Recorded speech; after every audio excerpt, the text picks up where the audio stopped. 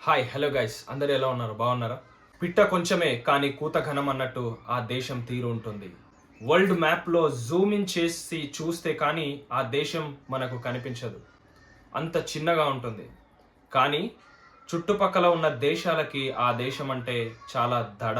1917 నుండి 1948 వరకు British ruling లో ఉన్న ఈ ఒక చిన్న దేశం ఒక చిన్న ముక్కగా బయటికి వచ్చి మే 14, 1948 ఇజ్రాయెల్ ఇండిపెండెన్స్ ని సాధించింది. ఇండిపెండెన్స్ వచ్చి 24 గంటలు దాటకుండానే ఇజ్రాయెల్ చుట్టుపక్కల ఉన్న అరబ్ కంట్రీస్ అన్ని కూడా like Egypt, Jordan, Syria, Lebanon, Iraq, Saudi Arabia, Yemen లాంటి కంట్రీస్ అన్ని కూడా ఇజ్రాయెల్ పైన అటాక్ చేశాయి. ఇప్పుడు ఇజ్రాయెల్ ది ఒంటరి పోరాటమే. ఇజ్రాయెల్ టోటల్ పాపులేషన్ 8 లక్షలు మాత్రమే. అరబ్ కంట్రీస్ జనాభా టోటల్ గా 3.8 crores పాపులేషన్. ఇజ్రాయెల్ కంటే 45 రెట్లు ఎక్కువ. ఇజ్రాయెల్ దేశం స్వాతంత్రం తెచ్చుకున్నా కూడా యుద్ధాల లిస్టు చాలా పెద్దగానే ఉంది. దానిలో మనం కొన్ని చూసుకుంటే 1956 Sinai war, 1967 6-day war, 1967 to 1970 war of attrition, 1973 Yom Kippur war, 1982 to 1985 first Lebanon war, 2006 second Lebanon war, 2014 లో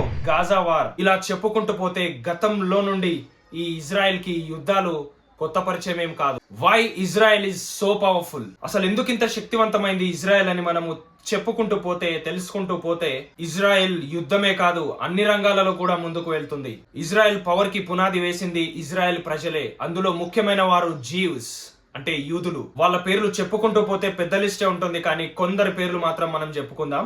Jesus Christ, Albert Einstein, Karl Marx, atom bomb ని కనిపెట్టిన Robert Oppenheimer, polio vaccine ని కనిపెట్టిన Jonas Salk, Facebook founder Mark Zuckerberg, Google founder Sergey Brin. వీళ్ళందరిలో ఉన్న common point ఏంటంటే వీళ్ళంతా యూదులు. వరల్డ్ వైడ్ గా మనం చూసుకుంటే యూదులు 0.2% మాత్రమే ఉన్నారు. అని నోబెల్ ప్రైజ్ అందుకున్న వాళ్ళలో ప్రపంచ వ్యాప్తంగా 20% పైగానే ఉన్నారు. యూదులు పాపులేషన్ లో తక్కువ, కానీ దీంట్లో చాలా ఎక్కువ. యూదులు రాబ్రిక్ జూడాయిజం ని ఫాలో అవుతారు. రాబ్రిక్ జూడాయిజం 4 వాల్యూస్ ని ఖచ్చితంగా ప్రమోట్ చేస్తుంది. అవేంటంటే మనం వరుసగా తెలుసుకుందాం. ఫస్ట్ వన్ వచ్చేసి respect from human authority. Second one believe in freedom of thoughts and expressions. Third point వచ్చేసి conviction that life in this world in inherently good. Fourth one is most important point, respect for education. ఈ values ని వీళ్ళు బాగా follow అవుతారు. They are very hard working people. వాళ్ళు చాలా కష్టపడే తత్వం ఇజ్రాయెల్లో ఉన్న ప్రతి ఒక్కరికి ఉంటది. స్టార్ట్అప్ యాక్షన్ అనే పేరు ఇజ్రాయెల్ కి మాత్రమే ఉంది. ఎందుకంటే వీళ్ళు చాలా ముఖ్యమైన వస్తువులను తయారు చేస్తారు. వస్తువులు చిన్నవైనా కానీ వాటి పని చాలా పెద్దగా ఉంటది. లైక్ ప్రేగులలో ఏముందో తెలుసుకోవడానికి కూడా అట్లాంటి ఇంపార్టెంట్ వస్తువులను వీరు తయారు చేసే ఘనత ఇజ్రాయెల్ కి మాత్రమే ఉంది. సేఫ్టీ ఇంకా సెక్యూరిటీ ఫోర్స్ విషయానికి వస్తే ఐరన్ డోమ్స్. ఇంకా ఈ ఐరన్ డోమ్స్ గురించి మనం మాట్లాడే పనే లేదు. అంటే అంత బ్రిలియంట్ గా ఉంటది ఆ టెక్నాలజీ.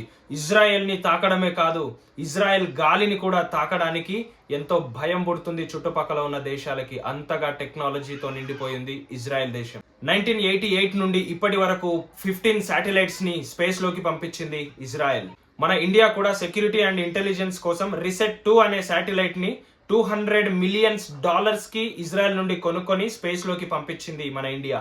ఇక సైంటిస్టుల విషయానికి వస్తాయి. ఇజ్రాయెల్లో ప్రతి 10,000 పీపుల్లో 140 మెంబర్స్ సైంటిస్టులే ఉంటారు. ఒక్కసారి ఆలోచించండి ఎంత టెక్నాలజీ ఉందో ఆ దేశంలో. ఇంతగా టెక్నాలజీ సాధించడానికి కారణం మొట్టమొదటిగా ఇజ్రాయెల్ దేశం సెక్యూరిటీ కోసం చాలా డబ్బులను ఖర్చు చేస్తుంది. రెండవ విషయానికి దేనికోసం ఖర్చు చేస్తుందంటే ఎడ్యుకేషన్ కోసం చాలా మొత్తంలో డబ్బులను ఖర్చు చేస్తుంది. చుట్టూ ఉన్న దేశాలన్నీ కూడా ఎడారి దేశాలే, కానీ ఆ ఎడారి దేశాలకు చుట్టూ ఉన్న దేశాలకి ఆయిల్ బెనిఫిట్ ఉంది.